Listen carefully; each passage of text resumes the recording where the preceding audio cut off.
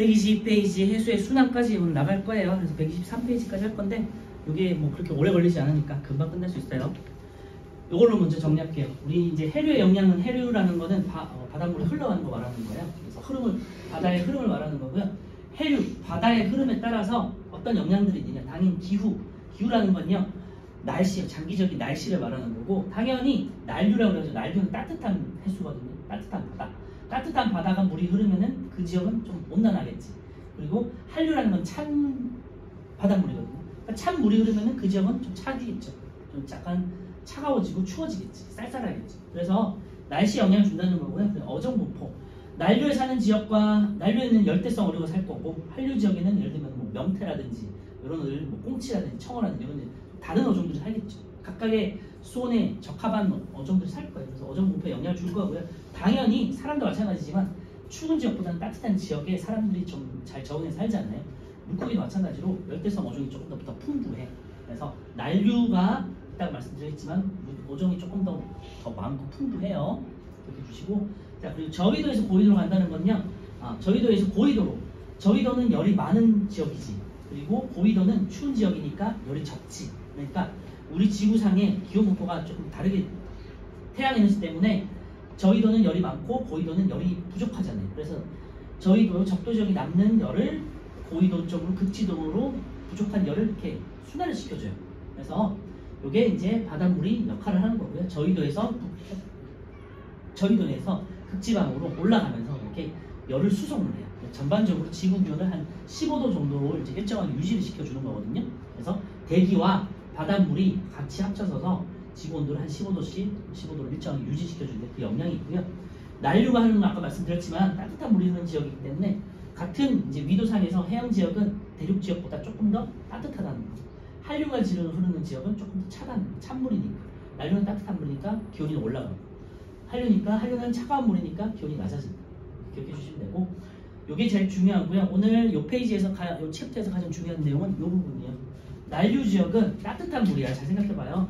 용해도라고 생각했을 때 따뜻한 물이 기온이 올라갈수록 용해도가 점점 증가하잖아요. 그치? 그러니까 따뜻한 물일수록 수온은 당연히 높고 염분이 올라갑니다. 염분이라는 건 염류가 녹는 양이잖아. 그러니까 기온이 높을수록, 물의 온도가 높을수록 조금 더 많이 녹겠죠? 조금 더 염류가 많이 녹겠지. 그래서 염분이 올라가요. 다시, 난류는 수온이 높고 염분이 높아. 당연한 거죠. 근데 이게 헷갈려요. 산소는 적어. 우리 앞에서 용해도 생각해봐요. 고체 용해도는 기온이 올라갈수록 고체 용해도는 증가했어. 그치? 근데 기체 용해도 어떻게 됐니? 기온이 올라갈수록 용해도는 낮아지지. 그죠? 덜 녹는단 말이야. 그래서 따뜻해질수록 산소는 덜 녹아 있어. 그러니까 따뜻한 물에는 산소가 부족해. 반대로 한류, 차가운 물에서는 산소가 더 많이 녹아 있어. 알겠죠? 이게 헷갈리고, 영양염류라는 게 있는데, 영양염류는 쉽게 말하면 그냥 여러 바닷물에 사는 생물이라든지 여러 가지 산호라든지 이런 거에 사체라고 생각하시면 돼요. 사체가 되고 플랑크톤의 먹이가 되는 거예요. 난류는 밀도가 낮기 때문에, 밀도라는 건 부피분의 질량인데 기온이 높으면은 밀도가 낮아져요. 왜냐하면 부피가 커지기 때문에. 그래서 어쨌건 이런 거 좀 어렵지만 어쨌건 밀도가 낮기 때문에 약간 가벼운 물이라고 생각하시면 돼요. 그러니까 밑에서부터 훑지를 못해. 이 영양염류라는 거는 일종의 사체라고 그랬잖아요. 사체 같은 것들은 어떻게 되는지 밑에 가라앉아 있겠지. 밑에 해저에 깔려 있다 보니까 밀도가 낮은 물들은 여기 얘를 끌고 오지 못해. 그런데 한류는 밀도가 무거운 물이야. 차가우니까 밀도가 무거워지거든요. 밀도가 높아져. 왜냐하면 부피가 작아지니까. 그래서 밀도가 크니까 가라앉고, 한류는 밑에서부터 밑에 해저 바닥을 긁으면서 이렇게 오르는 거예요. 그죠? 흐르는 거예요. 그러니까 사체 같은 영양염류들은 어떻게 되겠냐면 밑에서부터 긁어올 수 있는 한류가 더 많아지는 거죠. 그래서 요게 헷갈려요. 영양염류. 이게 플랑크톤의 먹이가 되는 거라는 생각해 주시고, 난류는 다시 정리하면요, 수온이 높고 염분이 높아. 근데 산소는 낮고 영양염류가 낮아. 알겠죠? 그런데 한류는 어떻게 되겠니? 수온은 낮고 염분은 낮아. 그런데 산소가 많아. 풍부해. 그리고 영양염류. 물고기의 먹이가 되는, 플랑크톤의 먹이가 되는 영양염류가 많아져. 왜냐하면 한류는 밀도가, 다시 정리하면요, 크니까 무거운 물이라서 밑에서부터 긁어서 이렇게 흐른단 말이에요. 알겠죠? 자, 정리하면 어떻게 되니? 물고기는 난류에 많이 살아. 풍부해. 열대성 어종, 그죠? 그런데 한류는 어떻게 되겠니? 여기 산소가 막, 물고기도 산소를 있어야 되거든요. 숨을 쉬어야 되거든요. 물에 녹아있는 산소를 숨을 쉬어야 돼. 그리고 먹이가 많잖아. 그러니까 난류와 한류가 만나는 지역에서는 어떻게 되겠어요? 어종이 풍부하고 먹이가 많고 산소도 많으니까 어장이 더 풍부해지겠지. 여기를 조경수역이라고 하거든요. 그래서 우리나라에도 동해 지역에 난류와 한류가 만나는 조경수역이 있어요. 이거를 이제 배우게 될 거고, 기본적으로 난류는 이제 쿠로시오 해류와 동안 난류, 황해 난류가 있고, 한류 같은 경우는 이제 우리 북쪽에서 내려오는 연해주 한류와 북한 한류가 있어요. 뭐 난류, 한류 이런 건 별로 중요하지 않은데 쿠로시오 해류 하나 외우시면 되고, 쿠로시오 해류가 우리나라의 한류의 난류와 우리나라 해류의 근원이야. 알겠지? 그래서 쿠로시오 해류가 가장 중요한 거니까 요 뿌리, 요거를 가장 기억해 주시면 돼요. 요게 이 페이지의 대부분이라고 생각해 주시면 되고요. 책부터 보시면 1번 해류. 해류는 기본적으로 이제 지속적으로 부는 큰 바람 때문에 생기는 바닷물의 흐름이고요. 해류의 발생 원인은 이제 지속적으로 부는 바람이다. 거기다 밑줄에 놓고요. 바람 때문이다. 그래서 중위도 지역은 아까 전에 뭐 처음에도 말씀드렸지만 편서풍이라고 해서 서풍이 불기 때문에 서에서 동으로 이제 흐르게 돼요. 그래서 쿠로시오 해류가 이제 밑에 이제 그림을 보시면요. 어떻게 되니? 서에서 동으로 이렇게 크게 흐르고 있지. 그지? 편서풍 때이기 때문에 중위도 지역에서는 서풍이 불어서 쿠로시오 해류도 서쪽에서 동쪽으로 흐른다. 기억해 주시고. 해류의 구분을 보시면 난류는 따뜻한 해류고요. 한류는 찬 해류. 난류는 적도 지역에서부터 저위도에서 고위도로 올라오는 해류가 되겠고, 열을 가지고 올라오겠죠.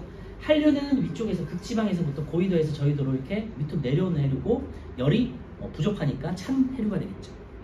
우리나라 주변의 해류를 보시면요, 쿠로시오 해류에다가 뭐 별표 쳐놓고요. 가장 뿌리가 되는 해류야. 그래서 서태평양에서 이렇게 북쪽으로 쭉 올라오는 해류를 이제 우리가 쿠로시오 해류라고 하고요.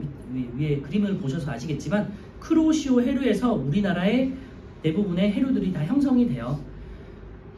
아까 말씀드렸지만 우리나라는 중위도이기 때문에 서에서 동쪽으로만 바닷물이 흘러. 그러니까 동쪽에서 이렇게 내려오는 물은 많이 없겠죠, 거의. 그러지? 그래서 쿠로시오 해류를 바탕으로 해가지고 황해 난류와 동안 난류로 이렇게 쪼개지고요. 봐봐요. 황해 난류와 동안 난류를 비교했을 때 난류의 가지가, 줄기가 어디가 더 두껍니? 동안 난류가 더 두껍지, 그지? 그래서 황해 난류보다, 황해 쪽보다 동해 쪽이 조금 더 따뜻해요. 알겠죠? 이게 우리 난류 때문이다. 기억해 주시고요. 얼핏 보면 황해 쪽이 조금 더 따뜻할 것 같지만 그게 아니라 동해 쪽이 더 따뜻하다. 그 이유가 난류가 더 많이 흐르기 때문이고요. 난류와 북한 한류, 보시면 동안 난류와 북한 한류가 만나는 지역인데 여기가 조경수역도 있죠. 조경수역에다 동그라미 쳐놓고 아까 말씀드렸던 어장이 풍부해지는 지역이고, 이렇게 뭐 예를 들면은 고깃배들이 가가지고 이제 고기를 잡는, 어선들이 가서 고기를 잡는 지역이라고 생각해 주시면 돼요. 그래서 쿠로시오 해류, 북태평양의 서쪽 해역을 따라서 북상하는 난류고요. 우리나라 주변 난류의 근원이다. 거기다가 이제 밑줄 쳐놓고요. 여기서 이제 갈라져서 동안 난류, 황해 난류가 나오게 돼요. 황해 난류, 동안 난류 넘어가고요. 연해주 한류, 북한 한류는 그냥 위에서부터 내려오는데, 연해주 한류에서부터 쭉 내려와가지고 연해주가 이제 러시아 쪽으로 해서 쭉 내려와서 연해주에서 갈라진 게 이제 그냥 북한 한류니까 그냥 이어진 뿌리라고 생각해 주시면 되고요. 중요한 건 아니고, 북한 한류와 동안 난류가 만나서 조경수역이 되는데 밑에 2번에 조경수역에다가 별표 쳐놓고요. 조경수역이 뭐냐? 난류와 한류가 만나는 지역이다. 해역이다. 자, 그래서 난류의 특징, 어종이 풍부해. 그치? 물고기가 많이 살아. 그리고요, 한류의 특징, 영양염류와 산소가 풍부해. 그러니까 물고기들 살기 좋은 지역이 되겠지. 그죠? 그래서 좋은 어장이 된다는 거예요. 영양염류와 플랑크톤이 풍부하고요. 영양염류가 플랑크톤의 먹이에요. 플랑크톤이 같이 많아질 수밖에 없죠. 한류성 어종과 난류성 어종이 함께 분포한다. 한류성 어종도 있어요. 당연히 아까 말씀드렸지만 명태라든지 청어라든지 등등등 있지만 절대적으로 난류성 어종이 더 많아요. 오징어도 난류성 어종이고, 여러분들 아는 대부분의 어종들 있죠. 고등어라든지 멸치라든지 등등등. 대부분의 아는 생선들은 난류성이에요.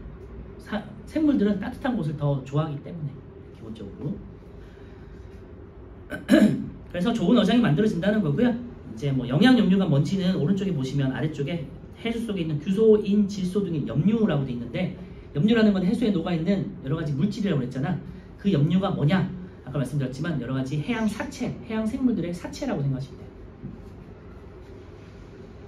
그리고 뭐 당연히 해저에 분포하다 보니까 차가운 물인 한류가 밀도가 커서 이렇게 밑바닥부터 훑고 올 수 있기 때문에 영양염류가 한류에 더 많다. 알겠죠? 먹이가 되는 영양염류가 더 많다. 한류에. 우리나라에서는 동안 난류와 북한 난류가 만나는 동해에 형성되고요. 난류의 세력이 강한 여름에는 북상하고, 요거 잘 기억해 두세요. 난류의 세력이 강한 여름에는 당연히 온도가 높으니까 난류가 조금 더 세지겠지, 그지? 그러니까 북쪽으로 더 많이 갈 수 있겠죠. 그래서 조경수역이 북쪽으로, 여름에는 조금 더 북쪽으로 형성이 되고, 겨울에는 아무래도 한류가 조금 더 강하겠지. 그러니까 아래쪽으로 내려오겠죠. 그래서 조경수역이 위치가 여름에는 위쪽으로, 겨울에는 조금 더 아래쪽으로 내려오면서 형성이 되더라. 그것만 잘 기억해 주시면 돼요. 여기 제 포인트입니다. 요거 잘 기억해 주세요. 난류와 한류의 특징. 네, 이게 가장 중요했던 거고요. 그래서 오른쪽에 3번 계절별 조경수역의 위치 한번 보시면요. 이제 여름에는 조경수역이 위쪽으로 노란 부분 좀 올라갔다가 겨울에는 조금 더 내려오는 거 확인할 수 있어요. 그리고 조석은요, 우리가 이제 용어 정리만 잘하면 되고요. 자, 조석이라는 거는 이제 조석 간만의 차라고 그래가지고 밀물과 썰물의 차이를 말해. 그래서 용어 정리만 하시면 돼요. 밀물과 썰물에 의해서 해수면의 높이가 주기적으로 높아지고 낮아지는 현상이라고 되어 있는데요. 밀물과 썰물이 나타나는 현상 혹시 아시는지 모르겠지만 달의 인력 때문이잖아요. 달이 물을 잡아당겨, 지구에 있는 물을 잡아당길 때 이제 썰물이 되는 거고, 네, 달의 영향을 적게 받을 때 밀물이 되는 거예요. 그래서 지구를 기준으로 했을 때 달이 이렇게 돌아갈 거 아니에요. 그래서 이 지역에 있는 사람들은, 이 지역에 있는 사람들은, 이 지역에서는 달이 이 지역에 있을 때, 1번 지역에 있을 때 물이 이렇게 끌려간단 말이에요. 그죠? 그래서 이 지역에는 달이 있는 지역에서는 밀물이구나. 이렇게 올라오니까. 그지? 만약에 1번 지역에 달이 있어. 그럼 이 지역 사람들은 물이 이렇게 빠져나갔잖아요. 그러니까 썰물이 되겠죠. 근데 달이라는 거는 우리 지구를 공전하고 있잖아요. 그러니까 얘가 이렇게 또 오겠지. 그럼 2번 지역이었어. 그럼 이 지역은 물이 빠졌다가 다시 이번에는 물이 높아지겠죠. 밀물이 됐겠죠. 또 3번 지역에 오면 또 이 지역은 어떻게 되냐. 또 다시 물이 빠져나가겠죠. 빠져나가겠지. 또 썰물이 되겠지. 그러니까 밀물과 썰물이 어떻게 되겠니? 하루 안에 2번씩 왔다 갔다 하겠죠. 그래서 12시간 주기로 밀물과 썰물은 반복한다. 이 정도 기억해 주시면 돼요. 그래서 하루에 2번 조석 간만이 생긴다 라는 거 기억해 주시고요. 그래서 조석이라는 건 밀물과 썰물에 의해 해수면의 높이가 주기적으로 높아지고 낮아지는 현상이고, 지구의 자전과 달의 인력 때문이다. 그리고 첫 번째 조류, 밀물과 썰물로 나는 해수의 흐름. 여러분은 뭐 잘 알겠지만 밀물, 썰물을 조류라고 하고요. 만조라는 거는 가득 찰 만이에요. 그러니까 뭐겠니? 밀물이라는 거예요. 이렇게 생각했을 때, 우리가 육지라고 생각할 때 가득 찰 만, 그지? 그래서 요거를 밀물을 만조라고 하는데, 가장 높을 때를 만조라고 하고, 그리고 빠졌을 때, 여기까지 빠졌을 때를 우리가 간조라고 한다고. 그렇죠? 썰물. 만조는 밀물인데 그 중에서도 해수면의 높이가 가장 높아졌을 때, 알겠죠? 뭐 밀물 중에서도 가장 높을 때를 만조라고 하고, 간조는 썰물 중에서도 가장 빠졌을 때를 간조라고 하고, 이 차이를 조석 간만의 차이라고 합니다. 그리고 조차라고 되어 있는데, 이게 만조와 간조 때의 해수면 높이 차, 조차, 그죠? 만조와 간조 조자 있지, 조류 조자, 이거의 차이, 요만큼을 조차라고 한다는 거죠. 알겠죠? 만조와 간조의 차이를 조차. 그래서 만조, 간조, 조차, 요 용어 정리만 잘 하시면 돼요. 조석의 주기는 만조에서 만조, 간조에서 간조까지고 12시간 주기인데, 보통 이제 우리가 이제 태양하고 태양계에서 할 때 달이 자전하고 지구의 자전하고 달의 공전이 2도씩 차이 난다고 말씀드렸잖아요. 지구는 15도씩 자전하고 달은 13도씩 공전했었잖아요. 그러니까 2도 차이가 난단 말이야. 그러니까 그 차이만큼 조금씩 차이가, 밀물과 썰물 차이가 벌어지거든요. 이게 하루에 50분 정도 차이가 나요. 2도씩 차이기 때문에 그냥 그 정도만 기억하면 되고요. 조석의 주기 했고, 오른쪽에 조석의 주기 보시면요, 4번에 우리나라에서 만조와 간조는 하루에 약 2번 생긴다 아까 말씀드렸죠. 네. 밀물과 썰물이 하루에 2번씩 반복된다. 그 이유는 달에 공전하기 때문에 위치에 따라서. 조석의 주기는 약 12시간 25분씩이고 이게 하루를 기준하면 24시간 50분이잖아. 그러니까 50분씩 늦어진다고 차이가 난다고요. 그게 달의 공전 때문, 지구의 자전과 달의 공전의 그 각도 차이 때문이다. 자, 2번 조석 현상의 이용 보시면요. 그렇게 중요한 건 아니니까 조석 조차가 큰 지역은 뭐 서해안이 가장 크고 동해안이 가장 작다. 그 다음에 조석 현상의 이용 뭐 잘 아는 것들이 여러분들 간조 때, 간조라는 건 썰물이죠. 갯벌에서 조개를 캔다든지 뭐 낙지를 잡는다든지 이런 것들 있지. 조차를 이용하거나 조력발전이라고 하고요. 조류를 이용하는 건 조류발전 뭐 이런 게 있구나 하시면 되고요. 해안가에 돌담이나 그물을 세워두고 조류를 이용하여 물고기를 잡는다. 사리일 때 간조가 되면 특정 지역에서 바닷길이 열린다. 뭐 이런 건 잘 알죠. 바닷물이 열리는 거, 그지? 그리고 이제 오른쪽에 보면요, 사리와 조금이라고 되어 있는데요. 사리는 조차가 가장 크게 나타나는 시기, 그리고 조금은 말 그대로 조차가 가장 조금 나타나는 시기. 이 조차, 만조와 간조의 차이가 가장 클 때를 사리, 그리고 이 차이가 가장 적을 때를 조금이라고 해요. 조금. 알겠지? 우리 오른쪽에 1번, 2번, 3번, 4번도 5번 같이 보고 끝낼게요. 1번. 난류에 해당하는 설명은 난인데 주변 해수보다 수온이 낮은 지역은 한, 주변 지역의 기온을 높게 하는 거는 난, 크로시오 헬류는 난, 고위도에서 저위도로 흐르는 거는 한, 그지? D는 크로시오 헬류고요. A는 북한 한류, C는 동해, A는 황해 난류, C는 동한 난류, B는 북한 한류가 되겠죠. 그래서 황해, 동한, 북한. 난류는 ACD고요. 한류는 B가 되겠어요. 3번. 우리나라에서 조경 수역은 동한 난류와 북한 한류가 만나는 동해에서 형성된다. 이게 포인트고요. 4번. 그리고 아까 말씀드렸지만 난류와 한류에서의 그 특징만 잘 기억해 주시면 돼요. 4번. 조석에 대한 설명 1번. 해수면의 높이가 가장 낮을 때를 조금이라고 해요. 조금.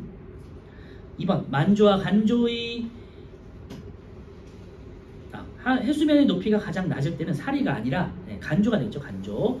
만조와 간조의 해수면의 높이 차를 조차라고 하고요. O 맞고, 우리나라에서 만조와 간조는 하루에 약 2번씩이나 한다고 그랬죠. 12시간 25분씩 2번. 그러니까 24시간 50분. 되겠지? 한 달 중 만조와 간조의 해수면의 높이 차가 가장 작을 때는 조금. 그래서 용어 정리만 잘하면 돼요. 조석에서는. 5번. 조석 현상의 이용에 대한 건 가장 상식적인 거니까 우리나라에서는 조차는 어느 바다에서나 같게 나타난다가 아니라 서해안 지역에서 좀 많이 나타나고요. 동해안은 나타나지 않지. 잘 알잖아. 밀물 썰물은 동해안에 없잖아. 그죠? 밀물 썰물은 서해안이나 남해 지역에서만 나타난다. 2번. 조차가 작은 지역에서는 조력발전소를 조차가 큰 지역에서 해야 되고요. 조차라는 거는 아까 말씀드렸지만 밀물과 썰물은 높이 차이, 큰 지역에서 이 높이 차이를 이용해 가지고 발전을 해요. 3번. 조차가 큰 지역에서는 간조 때 갯벌이 늘어나면서 조개들을 캘 수 있다. 맞아요. 사리일 때는 이제 이 조차가 클 때를 사리라고 했잖아. 만조가 되면은 바닷길이 열리는데 사리가 아니라 조금일 때 되겠지, 그치? 미안해. 만조가 아니라 간조일 때, 썰물일 때 바닷길이 열리겠죠. 여기까지 하고요. 124페이지부터는 문장 그냥 한번 풀어보세요. 어렵지 않으니까. 다음 주는 우리 열과 우리 생활로 넘어갈게요. 고생하셨습니다.